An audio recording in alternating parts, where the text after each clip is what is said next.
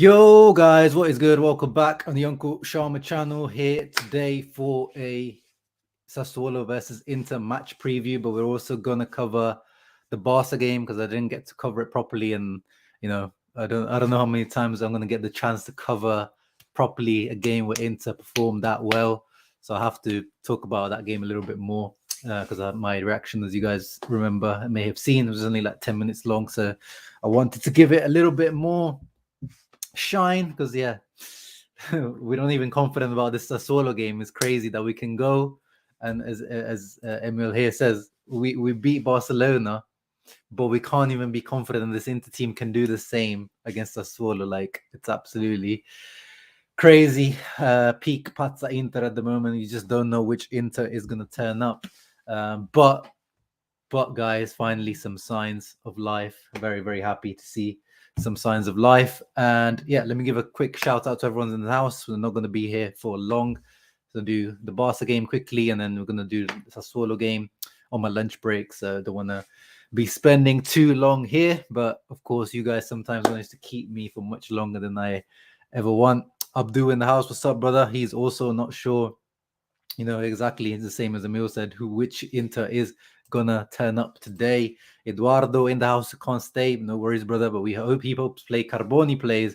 Yes, that is definitely a talking point about our youngster Valentin Carboni, who came on against Roma, showed some promise. And if you watch the Primavera games or the highlights of the Primavera games, you see he is a very, very talented left-footed player who may start to get some minutes because there's an emergency situation up front. There's an emergency situation up front, and a lot of us predicted it because of Correa. We know his injury history. Lukaku one we didn't particularly expect it, especially this bad. But then Lautaro, who's also not particularly fit. So our four guys, only really Dzeko, the oldest one of them, is the one that's most reliable physically at the moment, which is hilarious. So yeah, we'll talk about when we talk about the Sassuolo game. Otlo, my boy, confident for the game as you should be. The Barca game has changed our season, so he's, as usual, Otlo. I know him. He's always leaning on the positivity side of things. It could be the game that's changed our season. But as I've put in the title, we've got the momentum. But we saw it last season as well. Like I think after the Liverpool games as well in the Champions League, the game that should have been giving us the push, they didn't really. So I hope that it is the turnaround game. I hope it was the crucial game, but I want to see it first. I want to see the proof. The proof is in the pudding, as I say. So I want to see the pudding first. Eduardo says we need to be focused, and it's a moment to test the depth of our team. Also believe we can win this. Of course. I mean, Inter can beat every single team in Serie A, even with injuries. Like, this Inter team is good enough to beat every single team in Serie A. It's just the performances just haven't been there, especially in Serie A. And Champions League, aside the Bayern game, the performances have been there against Pilsen, away, Barcelona now. The performances in the Champions League have been there. In Serie A, we're really, really struggling. So we need to turn around our Serie A performances at the moment. Joseph Frakes in the house. Forza Inter always, of course, brother. Thank you very much. Channel member. Besisa in the house as well. Frank G in the house. Let's keep moving forward. Yes, sir. Mr. Jesus. Ian Kerr always tuning in. What's up? Appreciate you. Iman, how we played against Barca reminded me how we played under Conte. Yeah. Now, that actually, I want to make a quick point in Tristi. About the Conte thing. So if you think about it, I was thinking about this yesterday. I was walking and I was thinking about this. Big games, guys. Big games. Think about this. And Champions League as well. Who was better? Who is the coach that you would trust? Like, if we look at the record, if I had let's say a Champions League final tomorrow or like next week, Europa League final, Coppa Italia final as we had, I would trust Inzaghi over Conte if you look at it, because Conte in the Champions League and a lot of the big games we had in Champions League, the must-win games that we had, when we were 2-0 up against Dortmund, we lost 3-2. Barcelona, when we played Barcelona's B side at San Siro, that was an important one. The Shakhtar Donetsk games where we couldn't score a goal to save our lives, Inzaghi, like, the Coppa Italia games, against Juventus, the Supercoppa game against Juventus. The one obviously Milan, the Milan derby is the one he's really, really bad flopping on. That was Conte was smashing it. But it was just something I put out there. Like, if you think about it, and it's kind of counterintuitive because you think Conte prepares games, next level, the grinta and everything, the pulls. But when you think about it, when it comes to like some of the crunch games, Inzaghi, I don't actually know. Like, if you ask me who would you go for, like I'd be like 50-50. I would be undecided. And Inzaghi does deserve credit on that, especially. And I love beating Juve, and we got Jesus Juve in the house. I would take beating Juve any day. At the moment, we're struggling in the Milan derby, and of course we need to beat them. But I'm happy at the moment that we've got Juve's number. Is I enjoyed the Juve wins just that little bit more than the Milan games. But Milan now they're becoming the champions. They're becoming proper rivals again. So now the Milan derby is much more. It's not a banter era derby anymore, for sure. But yeah, shout out to Beppe in the house. Make sure you guys check him out for Juve content. He shouldn't check out Juve content, but Beppe does make good content. There's a post, guys. Yeah, that's it. There's a post. 100%. This match will be a strange match. Yeah, they're always a really. They were definitely a bogey team, but then we turned it around, and then last season they kind of turned into a bogey team kind of again when they beat us at the San Siro. Good day, Valmo. He has a 2.5 hour drive, watching, not writing while driving. Oh yeah, so you're listening but not watching. So that make sure you're listening, not watching. And yes, Eduardo, thank you for reminding the people. Don't forget to like and subscribe. Indro is a very damaged Interista. He knows 100% Inter will lose this one. Frank says, and hashtag Inzaghi in. Don't doubt the squad, Chris. Monster potential. We will break out. That was the heart these guys have. We reminded of the intensity from previous seasons like Conte. We can explode like this. Plus Lukaku. Yes, Lukaku is a big factor in this. Yeah, Conte did overthink some of the big games as well, for sure. Yeah, this is the perfect way to put it. Conte is a marathon runner while Limone is a sprinter. We definitely see him. Limone is much more of a cup specialist. Even at Lazio, you saw much more of a cup specialist compared to Conte, who continues to, even now in Champions League, guys, with Spurs, their group was much easier than ours, and they're still struggling. But again, not firing any shots. Conte, as you guys know, I'm a big Conte fan. Even before he came to Inter, was one of my favorite coaches. Right now, he probably is my favorite coach. But if he goes to Juve, which I think he will probably return to Juve at some point soon, he will not be that anymore for sure. But anyway, Barca game. Let's talk about the Barca game. I want to cover it. Not take too long on it, but have a look at the usual analysis I try to do after the matches. We'll do it a little bit later. We're doing it a little bit later today. Lineup, I thought it was pretty much spot on in terms of what we needed to do. You can see Dzeko's just cut out. I think I overextended the picture, but yeah, Onana in goal. We needed that. We wanted it, and Onana against his former team as well. That's where he was brought up in the Cantera in the La Masia. Back three, the back to normal. Darmian coming in for Dumfries. The only one I was thinking about a little bit not apprehensive, I was just kind of frustrated, was Hakan coming in instead of Aslani. I felt like just continue giving him the confidence. But in the end, I think the style of play that we opted for, it was clear by Inzaghi. Sit deep, absorb pressure.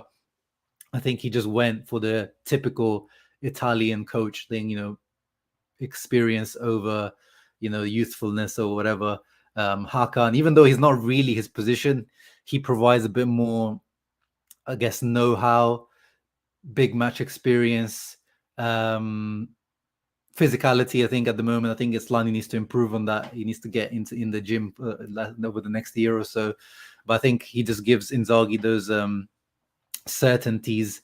And he did in the end. Hakan did a good job. I don't think he had the greatest of matches. I know he got man of the match. I don't think he was particularly that good, Hakan. Of course, he got the winning goal, but he did a good job in a position that's not really his. And yeah, we saw, of course, a much more lower block. But of course, again, it's not. That's the thing. We're not going to play in Serie A. What team is going to have 70-60% possession against us? Not many at all. And that's Barca. That's the Barca. They force you into this style of play, even if you don't want it. But we know this is, it just shoots into like our defenders are so much more comfortable. None of them are made to defend in open space. None of them like defending in open space. None of them, apart from Skriniar, really excel in the 1v1 in open space. Even our midfielders as well. Like, it just suits the whole team a little bit more. We know that is pretty much what the makeup of this team is.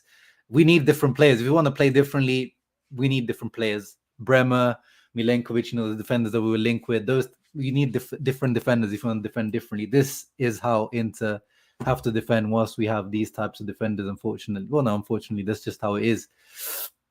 And then De Vrij, I mean, I was happy that De Vrij was, given a lot of props and a lot of praise by people after this match. He deserved it. He pocketed Lewandowski, and he started off straight away, 55 seconds in. I wanted to screenshot this because this is about how you start a game. This is how you mean to go on when you start a game like this.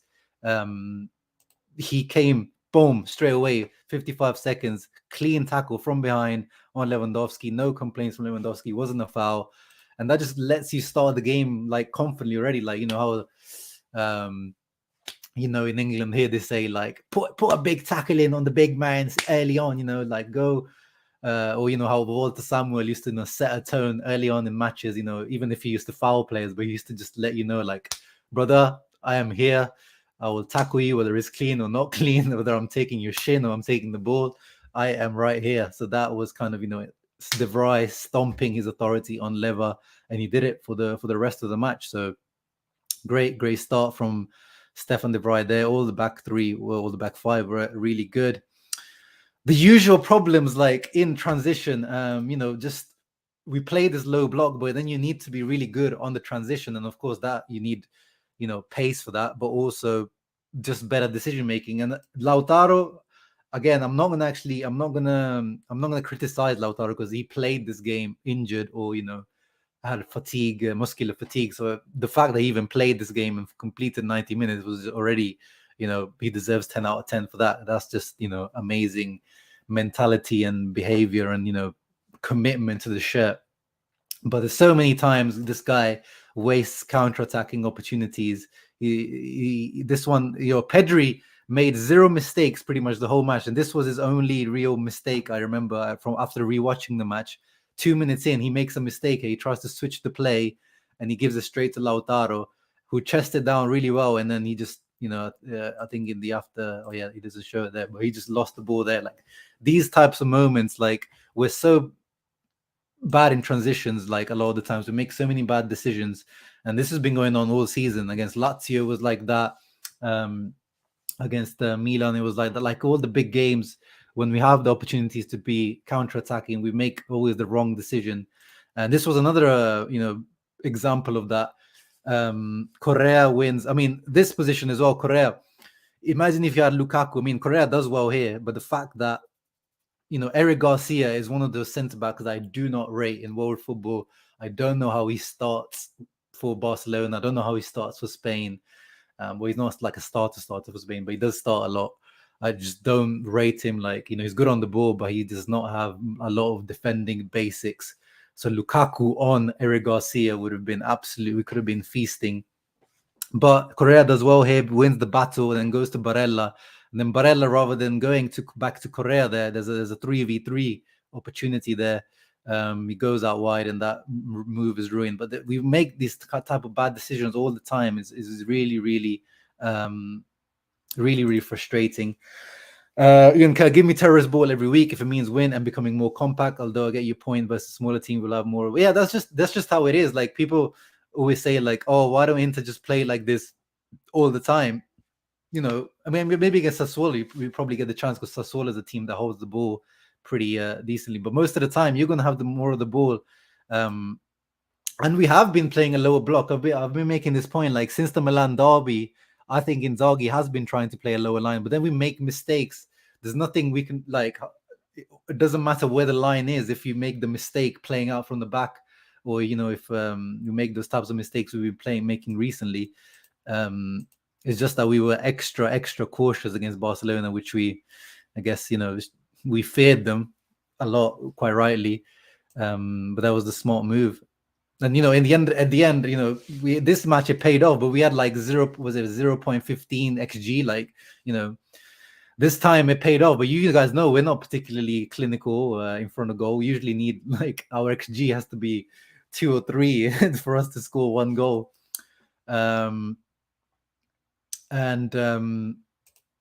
Indra under Conte against lower teams, he still made mid-ball, gets results, no problem. Yeah, but that's when when Lukaku, Lautaro, Hakimi, Darmian, Perisic, everyone were fully firing. At the moment, no one is fully firing. Everyone is having making mistakes in transition. We need to be much cleaner in transition. But I agree. We've said it since the start of the season. Like since we got Lukaku back, Inzaghi just do the right thing. It might not be the football you want to play, but it's just the right thing to do. This team is built for this. Unfortunately, it can't play any other way. The shout out, of course, as well to Di Marco. Again, another guy who's been getting a lot of praise on social media, quite rightly, for his Italy performances, for his Inter performances, and he shut down Ousmane Dembele, one of the most fearsome, best wingers in the world for 1v1. He was shut down. Not completely. I mean, Dembele I think he had over 100 touches, which is crazy. I don't know. Usually, midfielders and centre backs are the ones with 100. If someone's going to have 100 touches, it's going to be one of those guys. But that's the fact that Barcelona literally give it to Dembele and be like, do something. Di Marco didn't put a foot wrong, was never pretty much ever beaten by Dembele 1v1. But I want to give the credit to Henrik Mkhitaryan, as Anti-Juice says a lot. Like every time I rewatch the match, pretty much every time Dembele got the ball, Mkhitaryan was there. He deserves a lot of praise. He didn't maybe have the best match in terms of passing or going forward, but disciplined performance from Mkhitaryan helping Di Marco, because with Dembele, he can go on the inside. This guy is one of the most, two-footed players I've ever seen in my life. So he'll be happy to cut back in or go on the outside if Di Marco would be in trouble. But Mickey was always there, so he deserves a lot of credit. And yeah, that's the reason why we were able to shut them down. This is one of the only times that Di Marco was actually isolated against Dembele, and he still managed to do it. Like Di Marco is showing improvement in some of the what's it called, the kind of weaknesses that we talk about, especially 1v1, like physically I would be worried. But actually, then you think about it, Reece James, when he played Italy versus England, Reece James, who physically, athletically should be overpowering him completely, he coped with Reece James really well. Dembele, same story. In theory, he should be all over Di Marco, but he did really, really well. And this one, he tries to go past him, and Di Marco shuts him out. Only time Di Marco lost out to Dembele was the disallowed goal. Yeah, but again, even there, he didn't go past Di Marco. He just kind of got to the byline and managed to sneak across in, because that's just how good Dembele is. He doesn't even need to really go past you like Perisic. He just can get that half a yard to just get the cross, in. And here, this is the thing, guys. Look how low our line is here. Like, but Hakan makes that pass that, we've been moaning about this pass, the one they did against Milan, the one he did against Roma as well, which actually I didn't blame him. I blame Barella for, because of the bad touch. But again, same time, he probably shouldn't even be making that pass. He does it again here. Marcos Alonso wins it again. What was having a low line? The fact that this is really early in the build-up. So let's say he did it a few passes later, our line would have been higher up, and we would have been, dusted in the water.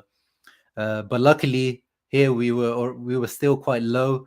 Marcos Alonso does take it, but then they don't actually really create much from it. I think it was just a deflected shot in the end. But these are the type of technical mistakes that we're doing that, what can Inzaghi do if the players are making these types of mistakes? I mean, maybe he can tell Hakan to stop doing this, but at the same time, that ball is on there, but maybe he should be making him a safer pass. But yeah, like this is not on the players. If you're gonna go for that pass, you have to make it. You can't. The risk factor in this pass is way too high for Hakan to be trying this too many times.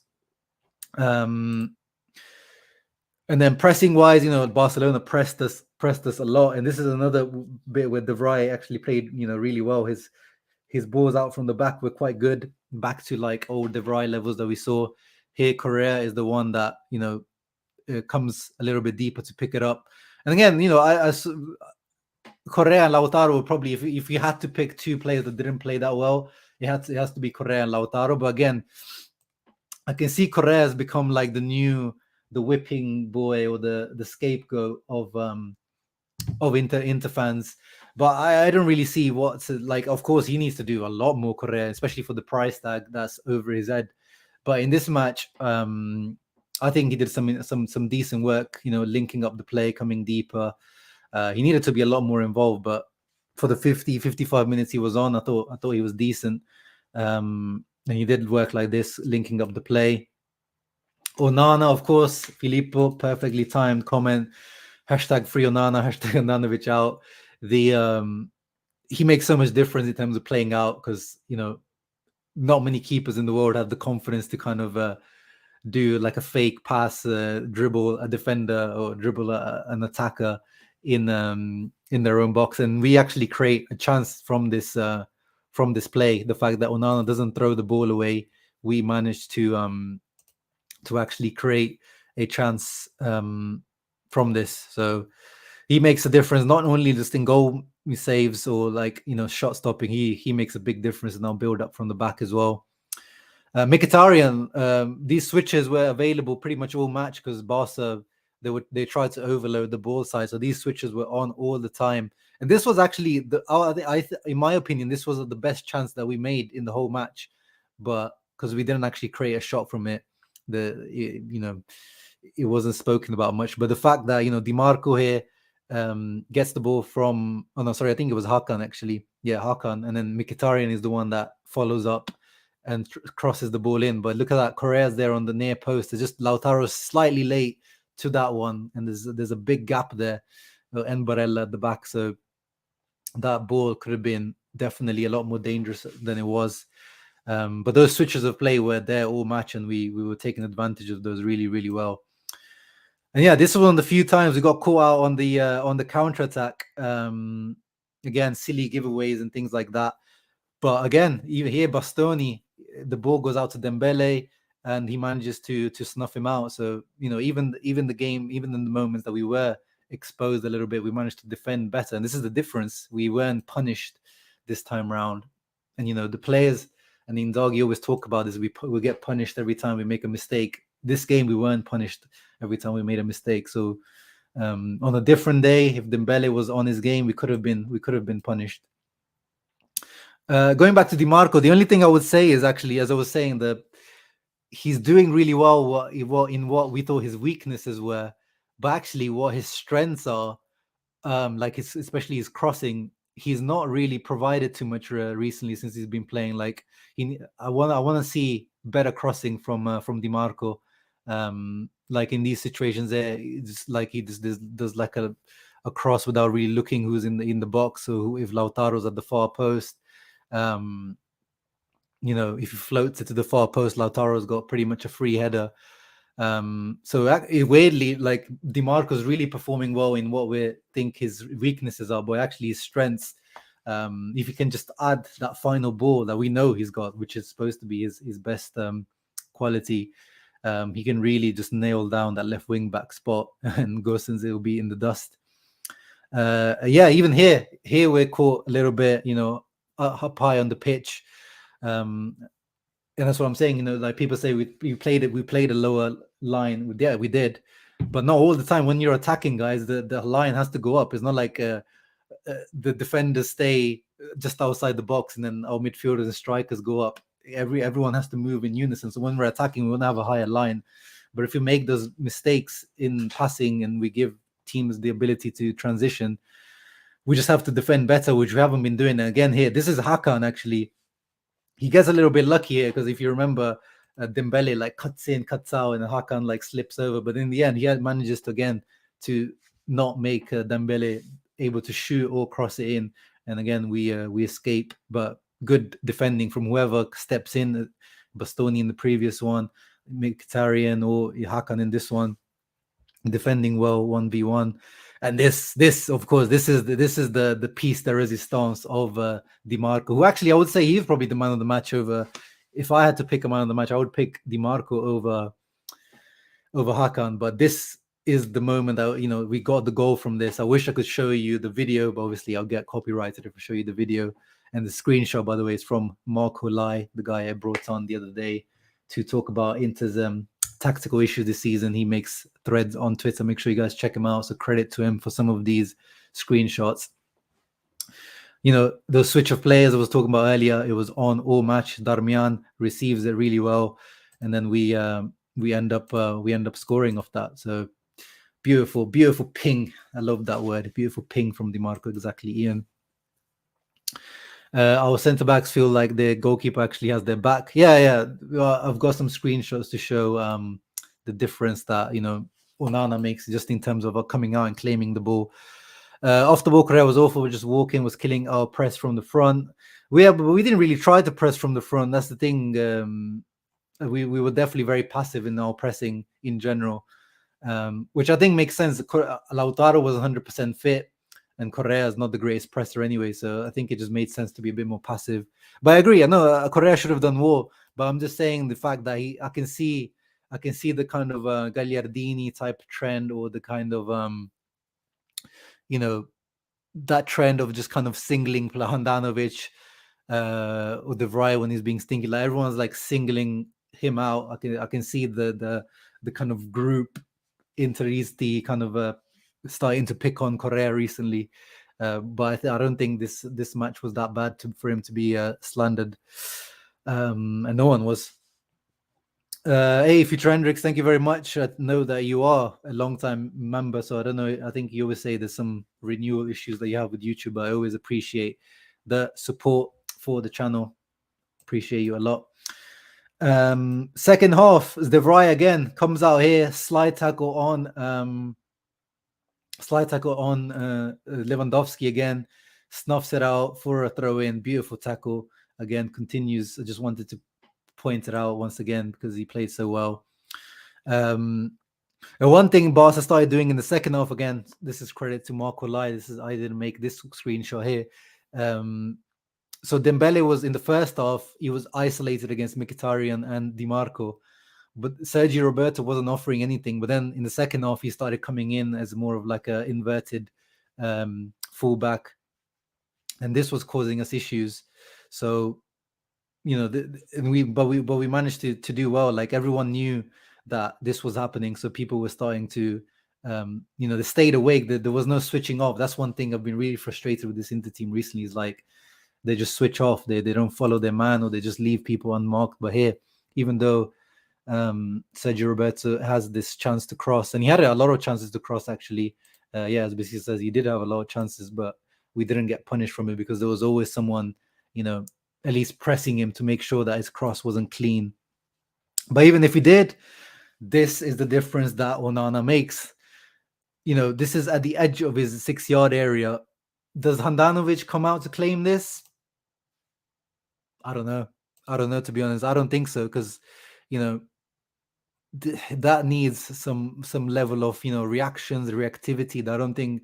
And Handanovic was never that type of guy. Like as I talked about my match reaction, it's just the type of. Everyone has styles of play, and this is Onana's style of play. He's an aggressive goalkeeper. He comes out to claim balls, and, you know, sometimes you will see in the screenshots, of course, where he makes a mistake from it, but that's the style of play, and it's not Handanovic's style of play, and we need that style of play. We need, especially when the defense is struggling, you need that your player, your goalkeeper, to just bail you out of these types of situations. Shout out to Matteo Darmian, top-notch football IQ, does the little things right on and off the ball, which makes up for his technical deficiency. Sir Otlo. Matty Domes, I didn't single him out in this analysis, but I'm glad you did in the comment. That it puts it perfectly. He was one of the players of the match for sure. Moving on.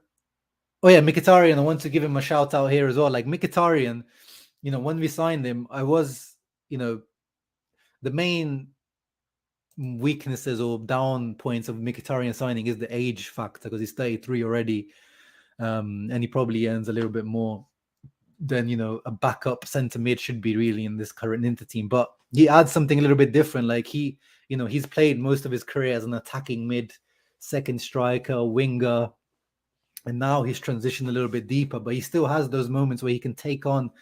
So I'm not going to call him a ball carrying midfielder because, I think he's just too old to be that. But he does have those moments where he can get us out. Like Hakan can't do this. I think the only one who can do it really is Barella. But like just take on a player and then here he wins a foul.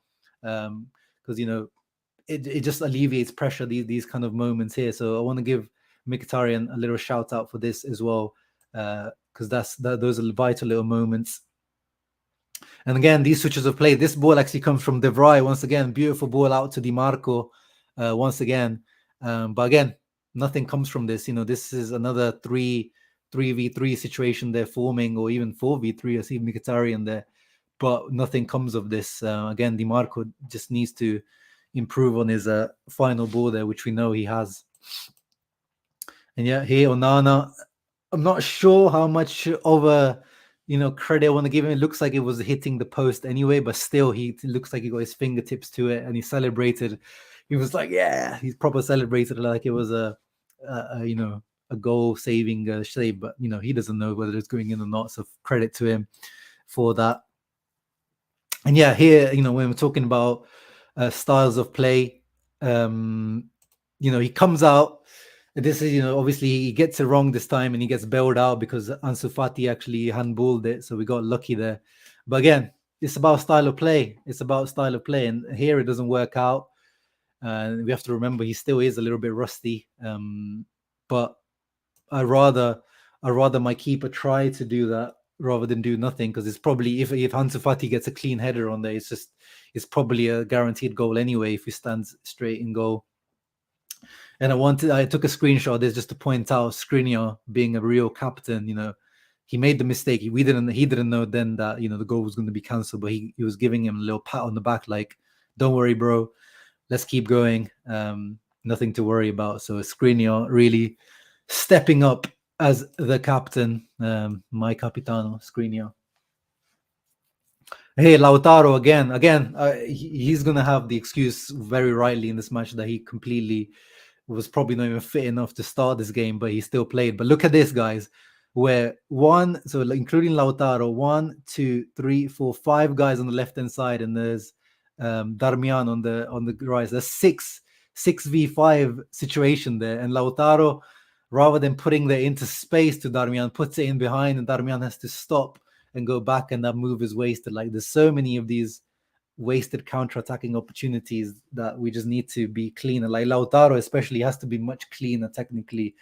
This is what I always just demand, the highest level from players like Lautaro, like Barella, like, these are, for me, the best players are the ones that I demand more from. I don't like singling out the Gagliardinis and stuff of the world, because that's just who they are. It's no excuse. I don't know if he does it all the time, but definitely Lautaro, he's not as clean as he should be in these transitions. But yeah, let me go back to some of the questions some of you guys asked. Return leg basically, but he's a copy and paste, Control C, Control V. At the Camp Nou as well, is going to be a slightly bigger. The stadium the pitch always feels bigger there, so you need to be really compact. Another terrorismo masterclass that has to be, but hopefully. But the thing is, Lukaku's still not back, but Lukaku is scheduled to be. The frustrating thing is he was supposed to be back for the Sassuolo match, so it would have been good to get him back going, get him, match rhythm in this match. But apparently he's going to be maybe not even part of the squad again for this one. So I really don't see if he even starts against Barcelona. I think he's going to be a substitute against Barcelona. But that would have been, the perfect tactic for away at Barcelona, like having Lukaku in those transitions. But it looks like he'll probably be a substitute at best at the moment. But Koundé, I'm not sure. It was, they did when his injury did happen, they did say that he was out for both Inter games. But his injury is not as serious as Araujo. Araujo is definitely out 100%, but Koundé, not sure. But again, he probably won't be that fit even if he does start. So it's good that Kunde and especially Araujo, like these guys are very pacey, very athletic. So it's good that, and Christensen will probably be out for that match too.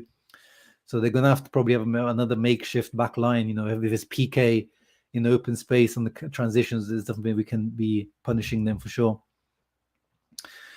Yeah. Wow, I don't know about winning 3-0, bro, but yeah, definitely would have made a difference. So Marco say that Kunde would have made he would have made a very big difference for sure. An early away game for Sassuolo, what can go wrong? Yeah, let's move on to the Sassuolo game now, because that is the most important thing now. Yeah, we are the first people or the first team to play tomorrow. We are the early kickoff. We are the first people to play, so it could go either way. Guys know we play, we win, and now we watch the rest of the Serie A for the rest of the weekend with a big smile on our face, chilling with a mojito in our hand, or we absolutely tank it, absolutely, get dusted, and then miss out on the. I'm getting a call. 1 second. Yeah, so sorry, I lost my train of thought there. Yeah, or it could ruin our weekend, and we've watched all the other games like with trying to hate on every single team and hoping they lose. But yeah, so lineup preview, you guys, you know what it is. It's Handanovic. The main talking point for this lineup is, the newspapers keep talking. That's why, like, I don't like. I talk about what the newspapers say. Like, I'll bring up articles about what papers say, but they, the papers that keeps, remember before the international break, Inzaghi or the management has asked them to stop the goalkeeper rotation after the international break. He will make a decision. Didn't happen. And now they're saying Inzaghi is gonna. It looks like Onana will be retained. Like, how would they know these things? Like, do they like this? They just kind of say things. They're filling the newspaper with articles. Some of them, like, they make logical sense, so you think that maybe it's true. But they don't know. They don't know what's going on. And by the looks of it, as I've said to you guys, I think we're gonna have to wait until the World Cup, after the World Cup break. I've been saying since the beginning. I think that's when, if the permanent transition is gonna happen, is gonna be after the World Cup break. So unfortunately, it looks like it will be once again Handanovic. But I don't know. Inzaghi's like I don't know why he's choosing to die on this hill. Like, it's really confusing. And now I'm actually, we're saying that he doesn't have the balls to do it, but at the same time, I'm thinking like this guy's got really big balls to just continue play Handanovic, even though the proof is in the pudding now. Handanovic has made the mistakes that we said. Like, once he makes these mistakes, surely it's time for Inzaghi to make the decision. So I would say he's actually got. I don't know if he's got the bigger balls to actually continue playing Handanovic, or he's a coward for not doing it. But it is what it is. There's nothing we can do about it. It's frustrating. It has to be on Onana now. Even Beppe Bergomi, the Inter legend, who usually he's very pro Handanovic over the years, but even he was like, yeah, Onana has to start now. Onana has to start. Yeah, so Gazzetta's lineup is showing Handanovic, Acerbi coming in for De Vrij, which I agree, especially De Vrij looked like he kind of picked up like a little injury, or like just it seemed like he was struggling with cramp at the end of the Barca game. Oh, what's happening there? They're going to water the pitch like crazy. Camp Nou, those counters will be so important. Yeah. It's just, it would have been, Lukaku against Eric Garcia would be just so good. I want to see chance given to Garboni. Lautaro is 100%. Yeah, 100%. I'm going to talk about that in a moment. And they like to, but yeah, exactly. They just like to say, like, I was talking about the other day about the Correa Lautaro thing. Is like, literally, they know, as I said, like, at the moment, Correa is like the target of the Inter fan base of hatred. Inzaghi as well, and they used like Correa. So they said Inzaghi said no to Dybala because he wanted Correa to remain. Like, what kind of BS is that? Like, everyone knows that Dybala, everything was agreed. It was a financial thing. Once Lukaku came in, they took too long to get rid of Alexis, and there was no offer for Correa.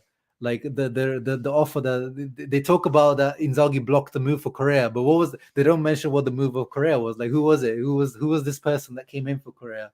So they love to use these things and they know how to bait the fan base, and it worked. It worked. I saw a lot of the fan base was like, "Oh, I'm sure Inzaghi actually did do this." And of course, they use the fact that Dybala is doing well as well to like just extra poke the needle. Yeah, Aslani coming in. I'm happy. He has to start. Brozovic is still out injured. He's not suspended anymore, but he's still injured. He has to start. This game, I think, suits him as well. You know, it's not the most physical team, Sassuolo. I think it makes sense to play Aslani. The only thing I would say, I wouldn't be against playing Mkhitaryan instead of Hakan there. But actually, I wouldn't actually be against playing Mkhitaryan up front in one of the two like roles up front, because that's a role that also Mkhitaryan can play. As Eminem said, you know, Lautaro is not 100%. He wasn't even, you know, 100% fit for the Barca game. He's got a bit of fatigue. He played for Argentina. He's had, you know, those long flights, layovers. So he's a risk, Lautaro. I don't want to risk him too much. So Dzeko is the only one that's 100% fit, 100% going to start. Correa, as we know, we talked about it. It was like thingy, you know, he got injured. We already knew, like when he was holding his knee, like, yeah, you just knew Correa was going to get injured. But yeah, I would like to see Mkhitaryan getting the nod either in midfield or up front. And I think that could work. I think it's like a 3-5-1-1 with Hakan. Keep saying Hakan. Mkhitaryan behind Dzeko could work because you know, they've got their understanding. You know, they had a partnership at Roma as well, where Mkhitaryan used to be more of an attacking midfielder. The only transition to like a centre mid in the last season at Roma. So that's something I wouldn't be against. But I definitely, you know, with Correa out, I definitely do want to see Carboni be part of at least the rotation, at least come on, get some minutes as a substitute. Where is he here? No, they haven't put him on the list. But yeah, I would like to see Carboni getting more minutes for sure. Looks like, yeah, so Gazzetta in terms of left wing back, Gazzetta have Di Marco continuing, and then Sky Sport Italy have Gosens. So that I think will be another interesting one. I think most of the other ones are decided. I think the back three will be this. Midfield, I think, will be this. Dumfries will come back in for Darmian. I think this will be another 50-50. I would start Gosens in this one. I would start Gosens, to be honest. Because I think Di Marco, physically, he's played a lot of games in the last few weeks for Italy and for Inter. So I would actually try to start Gosens. And again, I keep saying he needs the games in a row. Again, Di Marco is in good form, so you can't really just take Di Marco out of the team. But in this match, I personally would start Gosens. And then you can always bring on Di Marco in the second half, of course. Hey, Nikhil Ravi Kumar, thank you very much, brother, for joining the channel membership. Appreciate always the support. And as always, your first donation to the channel will be donated to Fondazione Pupi, the Javier Zanetti's charity. Thank you very much. Appreciate that, bro. Cartel Correa is a top G every time he starts a match into wins. Well, apart from the Milan derby, he does. If you look at the record of Correa's starting games, yeah, he has a very, very good record. Apart from the Milan derby, though. They said it was an EPL move Correa had, but who was it? And if it was just a loan, then it doesn't make sense. But there was no confirmed. And as someone said earlier, like Correa wouldn't have accepted this. There's many moving parts in this whole thing. Ahmad says, I timed this with his lunch break. Hey, good timing, bro. Not having 5 strikers in the squad that was to play in 3 fronts, mistake in planning. Yeah, but we knew that, Ian. The problem was just always the budget, wasn't it? It was just the fact that we've got a very expensive front four at the moment, wages wise, cost wise. Like, you know, Correa earns like 3 million there, Dzeko earns 5 million there, Lautaro's on like 6, Lukaku's on like 7.58. Like, it's a very expensive front line. So it was just literally a budgetary thing where they said we're going to have 4 plus 1 Primavera guy, which is Carboni. So yeah, that's that. It definitely isn't great squad planning, but I think in the budgetary situation, I think that was the best. I always said, I would have kept Sanchez. I think Alexis, and he's showing it at Marseille. He's a very useful player still, but he was just too expensive to have after Lukaku came in. But yeah, happy with this lineup. As I said, I would bring in Mkhitaryan somewhere at least, and I'll play Gosens. With Sassuolo, the one player I do want to point out is this boy here. Is a new signing that they've made from Ligue 1. Very, very interesting player, guys. He, in the absence of Berardi, who's injured at the moment. I don't know if he's back on the bench. No, he's still not back on the bench either. And Junior Traore. They've found he's like a Jeremy Boga region, but he looks like he's got actually more end product than Jeremy Boga. He scored his first goal last weekend, but he's quick, very good dribbler. So he's definitely one I would watch out for, guys. This Loriente guy, make sure you keep an eye on him he is quite exciting. The few games I tuned into Sassuolo, he's a team that I always like to watch because they're a good team to watch. He was very good. On the left, they're actually a bit more solid defensively this season, Sassuolo, because they consider over the years they've conceded a lot of goals. Let me pull up the table, because that's been their main weakness over the last few years. Sassuolo, they always score a lot of goals, but they leak goals like no others. Look at this. So goals for they have, and they're above us, so same points, but above us in the table. So they've only scored 10 goals. But they've conceded 8, which sounds like a lot, but by Sassuolo standards, having it's pretty decent. Like they've tightened up at the back a little bit more than before. And the reason for that is Kyriakopoulos is a left back by trade, and they're playing him left mid, so they're being a bit more by design because of Traore missing Emberardi. Like they just have to be a little bit more cautious in play. And they're a bit more physical. Thorsved is a bit more. He's a big guy who's come in. I think he's Norwegian. I think he is Norwegian, isn't he? Thorsved. Yeah, Norwegian. They've only just signed him from Bruges, I think it was, wasn't it? Where did they sign him from? Genk. Sorry, Genk. Yeah, I picked him out as potentially one of the guys to watch out for Sassuolo at the beginning of the season. And yeah, he's a tall guy, interesting player. So they've added a bit more physicality in midfield, which they always lacked because Frattesi is decent physically, but Lopez is very, very lightweight. And Erlich is a big upgrade on Khan Hayan and other centre backs they've had recently from they got him back from Spezia. So yeah, it's a decent team. Definitely not one to underestimate.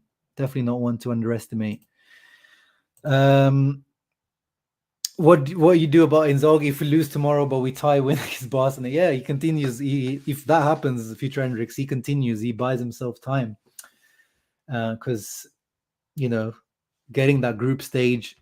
If we go past the group stage, that we know the ownership is going to like that a lot because that extra influx of money is definitely going to be well received by the ownership. And yeah, again, I've revised my expectation now is just to try to get top 4, and it's still gonna be achievable even if you lose tomorrow. But as you guys know, like I've been very in and out about Inzaghi out or whatever, but I think his time at Inter is over in general. Like I think at the end of the season, whatever happens, I think his time at Inter is over. But at the moment, he's definitely bought himself some time. We can see, like we've been saying on this channel, that the players are definitely not playing against him. The players are fighting for him. Oh yeah, actually, one thing I forgot to point out, guys. Inter Barcelona. Like again, when you look at the running stats, the Inter Barcelona game. Let me see on the Champions League website. We ran so much, like 123 kilometers, I think we covered. That is crazy. I think that's the highest number I've seen in an Inter match. Whereas, yeah, look at that, 124 kilometers we covered in that game. Like usually we average around 110, and we're usually on the higher end compared to other teams anyway. So we put a lot on the line in that game. So I wouldn't be surprised to see a little bit of a sluggish Inter team against Sassuolo, who obviously have full 7 days of rest compared to us. So that's a factor as well in this, that Inter could be feeling the effects. You see that a lot with the Champions League, Europa League teams. Those midweek games do have an effect on the performances afterwards. Ken Mkhitaryan plays a second forward, second striker, definitely. As I said, that's where he's played most of his career. He's played as an attacking mid, second striker, winger. At Roma, he played that role in the 3-4-2-1. So I think he can play like the guy behind Dzeko in a 3-5-1-1 type vibe, where he gives us a bit more balance as well coming back. Yeah, and that's another factor, of course. Consigli is always amazing against us. Always. Crazy how one player can be just guaranteed to have a man of the match performance against Inter every single time. I know I'm not hoping. Of course, I'm hoping for the Scudetto, but I that's not my expectation anymore. My expectation now is just a really, I still would like to see us challenging for sure, but obviously, I would always like to see that. But realistically, it just looks like a top 4 finish, and then we reevaluate, hoping that there's a new ownership by the end of the season, and then we can start building from scratch again with the new ownership, maybe a new manager. Yeah, he always had the drop-offs. Lazio was like either doing really well in Champions League, then dropping off. Like it was never like consistent on both fronts. 100%. That's one thing we've said on. That's what Of course, after the Udinese game and after the Roma game, I felt very reactionary on the channel, and it's hard not to be like. I just be like, no, he needs to go. But the players keep coming out and say we're not against Inzaghi, we're fighting for Inzaghi, which they always would say, but they're proving it on the pitch. Like they are running for him. It's just that there didn't seem to be that extra 2-3%, which we saw against Barcelona, which gives me hope. I don't know. I think his time is over, because I think it was Filippo, who was a channel member, who he said it last year, and he made a really good point. It was just like, after we lost that Scudetto to Milan, and the way we lost it, the way we bottled it, I just struggle to see how he can recover. Like, I don't know. I think it's just too much of a big hit to take within the dressing room, like whether they have the full 100% trust in this guy as a coach. I don't know. It just seems like I just feel like it's best for both sides to separate. I don't think, especially on the Suning, it's difficult for Inzaghi to really get the project going. Because if we have to sell players every season and we're not able to build a team that he wants, it's just, and at the same time he's not getting the results we want. I think it's just best to cut ties. Top 4 and vibes train this season. Yeah, I think that's I think Anthony from Inter Worldwide said that. I think that's about right. Do you think Napoli will drop like last season? Yeah, 100% for sure. Especially if they progress past the group stage, which they look like they will. They will have a drop off at some point soon. Got to punish Sassuolo. The game versus Milan last year was shambolic. Yeah, well, that's I'd expected nothing from Sassuolo, so there's nothing for me to punish them on. We punished ourselves. He's still reactionary, subs only after we concede. Yeah, but you look at him, and then like a lot of we every time I've been running, like I've been talking about Inter on video for a long time. I feel like we say that about every single coach, unless the changes that he makes end up getting the result that we want. We always said that about Conte when it didn't work. We have said that about Spalletti. Like especially with Italian coaches who are very ingrained in their beliefs and thoughts. We always feel that's always the kind of thing. But with Inzaghi, yeah, it seems like he hasn't really improved on his reading of the game. And yeah, like the fact that we just can't seem to hold leads, it just mentally doesn't seem like he's able to get to us to that level. I think that's the thing.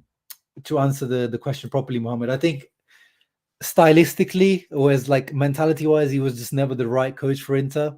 But he made 100% sense. Like when we signed him, I was like, yeah, he just makes sense. He's the guy for this team. 3-5-2, up and coming. But like, I just don't think he's able to manage the pressure at Inter, like himself, the way he speaks, his communication style. Yeah, I just don't think he just fits quite right at Inter. But I think he's going to have a good career, in my opinion. I think he's going to have a good career still, Inzaghi. I think he is going to have a good career outside of Inter as well.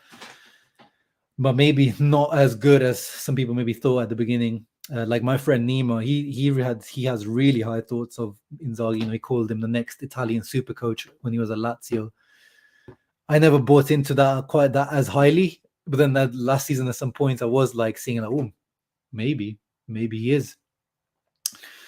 But I just don't think he has those extra, you know, motivational or just kind of those extra factors that you can't see, but you can just kind of feel like you can just feel he doesn't have those extra, like the cojones or the, you know, the big decision making, the balls to make some big decisions, to change things around. So that's where like I just feel like he lacks a little bit. That's all. No, Ahmad, you're the ever positive. So of course, there's nothing wrong with you hoping for a scudetto. I'm still hoping for a scudetto, but I just don't see it. Just like last season, remember, guys, I used to say I believe in us coming back every like the last 8 games. I was like, I believe in us. I believe right until the end. But I said I think Milan will win the scudetto. But I believed right until the end. I'll probably stupidly believe about the scudetto as well. But I my expectation now is 4th, 3rd at best right at the moment. You think? I think Sampdoria. I think is quite a bad choice for Stankovic. I think they're actually talking about ownership. They're in a bad situation like us. Their owner was like in jail and like he's come out on bail now, I think, and they're looking to sell, but no one's buying them. Like it's very, they haven't invested money into Sampdoria in a while. It's a very confused ownership situation. It's a very flat team, but I think it's good enough. I think it should be still quality wise. It should be easily like a, you know, bottom half of the table, but like comfortably Serie A, staying in the Serie A quality, that Sampdoria team. But I think it's a tricky one, that Sampdoria job. I hope it doesn't end up like Shevchenko at Genoa, where it just like lasted like, what was it, 1 month. But I think he can do something. I think he can do something, Stankovic, and it's a good proving ground as well. It's a good proving ground. Yeah, he is. I definitely can see the potential for him to being very close to being like an elite coach. I just don't think he can achieve that Inter in our situation. Yeah, exactly. Top 4 is our goal. I mean, I remember at some point last season we were -7 points, and then we recovered that and we went ahead. So it's definitely nothing's done. But the fact is, we've already lost 4 games, which is what we lost the whole of last season. So now it means that you have 0. Like you can't make any mistakes. The gap for mistakes becomes this small. So it means you have to go on runs of like 8, 9 win streak to recover this. And I don't see this Inter team doing that. I just don't see it. Yeah, of course, that's what makes a difference. Consistency. Under Inzaghi, we only really saw it last season, and we know that end of October, November, December, those 2 months where we played, that was peak Limone ball, really good football, consistency, getting results in Champions League, in Serie A. That was really the only period where we saw consistency under Inzaghi. 2 months. That's not good enough. It has to be sustained over longer periods. But yeah, guys, 1 hour long video preview. Thank you very much for watching. I hope you guys appreciated that. Let's finish up on match predictions. I am gonna go. I still struggle to predict the win, to be honest, guys. I know we just came off the back of this amazing win, but I don't know. I'm gonna go for a 1-1, to be honest. I'm gonna go for a 1-1. You know, Sassuolo are in good form. we're not in great form. We're coming off the Champions League game. Yeah, I'm gonna go for a 1-1, to be honest. Future Hendrik saying the same. Ahmad saying 2-0. 3-3 anti-Jews. Jesus. That is way too stressful of a game. We had to share 3-0 Inter. Okay, but he's 3-1. White Suburban Kid says. Matthias says 1-1. Yeah, I don't know. I'm feeling like the early kickoff again. First game. Yeah, I'm feeling a 1-1, to be honest. But they are susceptible at the back. I know they've improved Sassuolo, but they are still susceptible at the back. We need to be scoring goals. But then again, Lautaro's not 100% fit. We need Dzeko to step up, basically. Dzeko needs to step up. He's the one that's 100% fit. He needs to be leading this team right now. So, yeah, I'll go for a Dzeko goal as well. 3-1. Bruce Wayne. Nikhil says 1-0. 1-0 into terrorist football, please. Taki says 3-1. Vamos says Dumfries 1-0. That would be nice. Yeah, I want to see Debbie. I want to see Dumfries getting a goal. That would be nice for his confidence. I saw Debbie Kerr's comments, so I got confused. Yeah, 100%. The change of ownership is the number one priority. Please, please, please, please. We need that done ASAP. Into 1-0, trust the skill. Yeah, I hope you're right. I will definitely take a 1-0 win would make my day. Sassuolo lost all their stars. Oh, not really. I think they're just injured at the moment. Traore is just injured and Berardi's injured. But yes, Scamacca and Raspadori are big misses for them for sure. 3-1 Inter.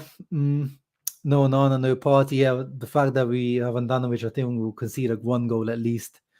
Dzeko last season at the start was way better. Yeah, we need that start of last season Dzeko now. Hit the like button, everyone. Yep. Thank you, Mattia, for reminding everyone. Ciao ragazzi. Thank you for watching. We'll see you for the post-match reaction tomorrow, which hopefully will be positive. And yeah, the Pinamonti goal is just, I don't even bet, guys, but I think I might open a Bet365 account or Betfair or something and then just put like £10 on Pinamonti scoring because you just know it's going to be good. Because actually, he hasn't been like very good for Sassuolo as of yet, Pinamonti. I think he's only scored the one penalty goal and maybe one other goal, but he's not been that good for them yet. But I'm sure against us he'll be scoring. But yeah, thank you everyone that tuned in. Ciao ragazzi, always Forza Inter.